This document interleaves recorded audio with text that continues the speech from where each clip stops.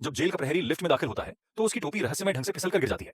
वह जैसे ही उसे उठाकर दोबारा पहनता है तभी बगल में अचानक एक अजीब व्यक्ति प्रकट हो जाता है। जब लिफ्ट के दरवाजे फिर से खुलते हैं तो क्विकसिल्वर हुआयन पहले ही जेल प्रहरी का भेष धारण कर चुका होता है और असली प्रहरी दीवार से चिपका दिया गया होता है। हालांकि इतनी कड़ी सुरक्षा वाली इस जेल में चलते हुए दुनिया का सबसे तेज आदमी होने के बावजूद क्विकसिल्वर भी घबराए बिना नहीं रह पाता। कई परतों वाली सुरक्षा पार करने के बाद वह अंततः जेल के सबसे अंदरूनी हिस्से तक पहुंचता है, लेकिन सामने एक बंद रास्ता दिखाई देता है। उसी समय एक जेल प्रहरी चुपचाप उसके पीछे खड़ा होता है।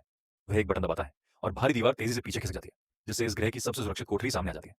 ये पूरी तरह कांच और प्लास्टिक से बनी होती है, जिसमें जरा भी धातु नहीं होती, क्योंकि इसके भीतर कैद है म्यूटेंट्स का नेता मैग्नेटो।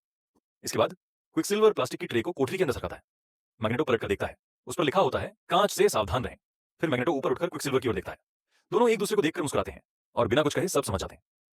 क्विकसिल्वर अपने दोनों हाथ कांच पर रखता है और उन्हें कांच की अनुनादी रेजोनेंस आवृत्ति पर तेजी से कंपन कराने लगता है। महज 3 सेकंड में वह बुलेट प्रूफ कांच, जो शक्तिशाली चुंबकीय बल को भी झेल सकता था, टुकड़ों में बिखर जाता है। हालांकि क्विकसिल्वर मैग्नेटो को कोठरी से बाहर तो निकाल लेता है, लेकिन इस जेल से बाहर निकलना अब भी एक और बड़ी चुनौती बनी रहती है।